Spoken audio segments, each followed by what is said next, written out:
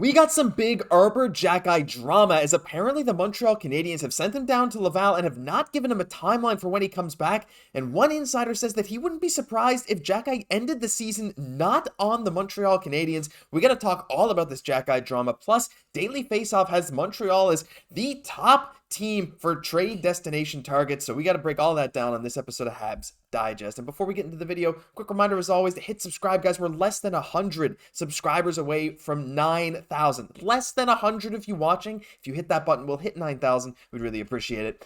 Let's dive into these trade targets, Jesse. And Frank Saravalli and the team over at Daily Faceoff, they like to do their little trade lists, which players are the most likely to be moved. And while he didn't rank it team by team, Montreal stood out as he had Sean Monahan as the second biggest trade target in the NHL right now. Of course, these stats updated for last night's game are now at 8 goals, 7 assists for 15 points in 23 games.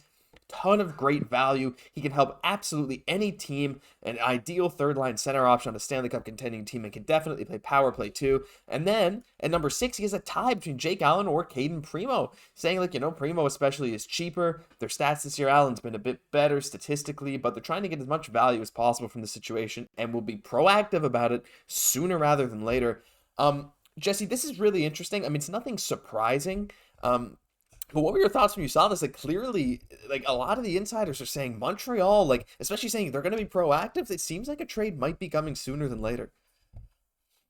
And rightfully so with the production of Sean Monahan that he'd be garnering interest around the league. I mean, 15 points in 23 games.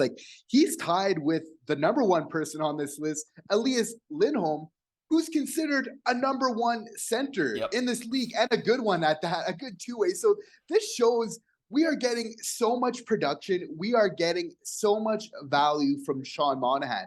Not to mention his 2 goals that he scored last night. One of the biggest reasons why the Montreal Canadiens won this game. So definitely we're getting 100 days now within the trade deadline. So we're seeing that kind of starting to ramp up because for sure he would be a great addition to a Stanley Cup contending team, But that's for all those reasons. It's just, he's just so valuable, I find, to this team, not just for the offensive numbers, but then also just playing so good defensively. He's good on the faceoff dot. Oh, yeah. But I feel like one of the most important reasons, unless we're getting a crazy trade here, I really want to keep, Sean Monahan is because it's so important for Nick Suzuki and Cole Caufield. And I would add Juraj Slafkovsky. It's not just to have vets around.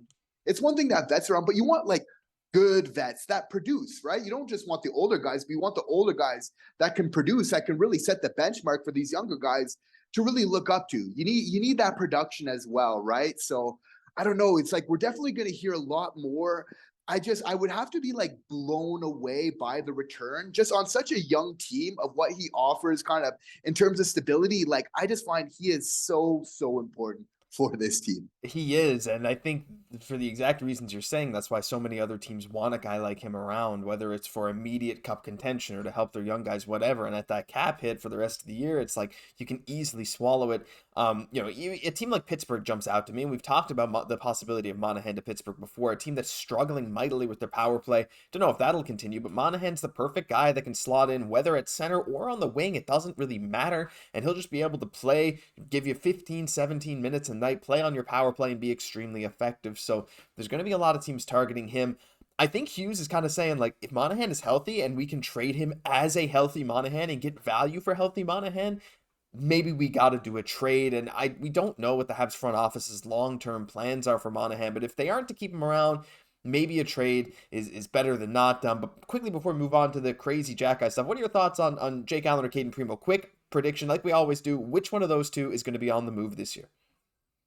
Jake Allen is going to be on the move this year, and probably in not too long from now either. Yeah, I think so too. I definitely agree, unless the team really likes the prospect of Kaiden Primeau. Maybe. Jake Allen got the veteran leadership. He's got a bigger contract, harder to move, but yeah, I'm on board. But we got to get into this Xhekaj stuff, Jesse. This is just wild. Some people really think it's concerning. Now, I know we're less concerned about it than most, but we're going to share all the information for you guys. And as you saw yesterday, the Habs, of course, activated Xhekaj off IR, and then they loaned him to the Laval Rocket. But then as of today, according to Anthony Marcotte, he said that the Habs haven't given Xhekaj a timeline for how long he'll be in Laval. And then Coach Marty said that just be a pro, just work. You guys are making a bigger deal out of this. He's a young player. It's part of the process to reach the highest ceiling he's going to reach as a professional athlete. So listen, Xhekaj, there have been some rumors. Actually, I'll just show that too. Some rumors that apparently Marty St. Louis ripped into Xhekaj after a loss for being too aggressive. And since then, Xhekaj's changed his game out of fear of being left out. And this is according to Georges Larac. It's up to you. Like, I love Georges Larac. I don't necessarily trust everything he says, but you can't deny that he's kind of connected. He also said he wouldn't be surprised if Xhekaj doesn't finish the year in Montreal. Now, whether that means a trade, like you see BPM Spa saved down below, or whether that means being in Laval. I don't know, Jesse. Are you concerned for Arber Xhekaj and his future with the team if the Habs are just kind of saying, well, for now, we're going to keep Lindstrom, we're going to keep Struble, just work on your game, man, before you get your spot back? I am not worried about Arber Xhekaj, and if anything, I am very much relieved. Just to see this from Martin St. Louis. We know he's so big on being positive and fostering like a nice environment and everything else like that, but it's, discipline is so important for a hockey team's success. Like you could argue in last night's game, if we're taking one or two penalties more, we might not be winning that game. Like the fact that we've been able to take a couple less penalties has been big for us. And I'm not saying it's because Arber Xhekaj is out that we're taking less penalties, but discipline is so important. And ultimately, Josh, discipline, it lies on the coach. Because it's Martin St. Louis that's the one that's sending these players over the boards. And if you're sending a player over, then you know that they're just going to keep on making, these kind of very, very tough penalties. At some point, you really need to do something to address it, or otherwise, you should kind of know what to expect. So I believe like it's tough love. And last year, Martin St. Louis, he would have been a lot more understanding, but true to his word, we're further in our development now. And now it's about players holding him to a higher level of accountability.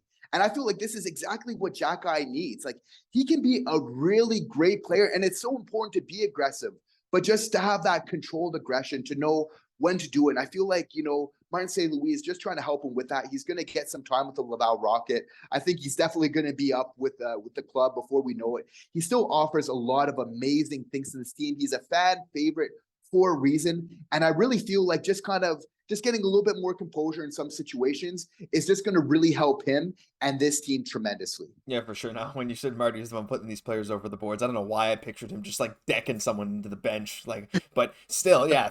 But anyway, yeah, but you're very right. And, when Marty was hired, it was a lot of, positivity. He's the most awesome coach ever. He helps Caufield. They're always smiling. But now recently, as the Habs have just, they've struggled a bit, lots of injuries. We've started to see this. I'm sure it was always there, and I'm sure we just maybe never heard about it. But now he's just like, it wouldn't surprise me if he was ripping into players. And honestly, as he should. A coach that's all buddy-buddy with everyone is not going to get the most out of their players, at least not in most cases. There's extremely rare cases where maybe that can work. But to hear that he's like, nah, like if this is true that he ripped into Xhekaj and was like, you're being too aggressive, you're causing too much havoc, you're too many penalties, too physical, learn some more, right? It's not necessarily a bad thing. You're very right, Jesse. I think this can be a very positive thing to see Xhekaj work on his game in Laval before he comes back. Clearly, Marty has a lot of faith in Jayden Struble right now, and a lot of faith in Gustav Lindstrom, who's playing top pairing minutes with Mike Matheson. And these are guys who we thought maybe at the beginning of this, well, maybe not Struble, but we didn't necessarily think Struble would get a ton of time with Montreal. We didn't think Lindstrom would get almost any. But hey, they're making the most of their efforts, not to mention Kovacevic and Barron, a guy who we thought might not make it either. And you made a great point before we started. It's like the Habs have depth. They can afford to do this, and they can afford to do this with a lot of players, to send them to Laval for development. I'll touch on this Georges Larac thing too. Do you see there being any world where Montreal either trades Xhekaj or ends the season with him down in Laval? Because Georges seems to think so. I'm not necessarily sold on that idea. Maybe there's a tiny part of my brain that's like, what if? Like, maybe I'm a little scared, but what do you think? No, I feel like Arber Xhekaj is a really part of this team. And almost there, like with the core in a lot of ways, filling that timeline. I would see it much more likely of either a David Savard or like a Jonathan Kovacevic getting traded before the end of the year, before a Xhekaj, for sure. Because I feel like by the trade deadline, now the Habs defenders, since we're so young, like I get not wanting to trade maybe one of our vets, but you have to feel by the trade deadline that more experience that our young D-men are able to acquire. Now you feel like a little bit more comfortable starting to kind of let them get run. You don't want it to just be all rookies on your back end, but you also want to keep the guys that you feel that are going to be part of this team long term, which I feel like Xhekaj is much more part of this team, long term than Kovacevic. He's added a lot to this team while he's here. He's been a great waiver pickup, but I think we know who this team really wants to kind of foster going forward in the future. I feel like, Xhekaj, he brings so much to this team still. Of course, James Struble, he brings that physicality. We have so much defensive prospects. It's a nice thing to be able to have all these different options. I just feel like we're going to get a little bit more experience, and we're going to see the changing of the guard on the back end. And I'm looking forward to seeing that. Yeah, he has a lot of work ahead of him. Again, he has speed. He has a hard shot. He brings that level of physicality, the fighting. But you look at left-handed D-men ahead of him, we're not really sure about the status of Jordan Harris at the moment. And then you still got Matheson, you still got Guhle, and you probably have Lane Hudson coming up next year. So it's like there's a lot of guys he's going to have to beat out to make the rotation. But yeah, it's going to be very interesting to watch, and hopefully he can make the most of his experience in Laval. And we're obviously hoping the best for him. Don't think this is a negative thing. Just hope that we see an even better, more polished Arber Xhekaj in the end of it. And hey, that's about all we can ask for. But that'll do it for this episode of Habs Digest. If you enjoyed, leave a like, comment, subscribe to the channel. Guys, we're like just over 1,000 subs away from 10K. It's crazy. We really appreciate every single one of you watching these videos, and we hope you stick around long into the future. I'm Josh Gosse for my co-host, Jesse Poirier. We'll catch you in the next one.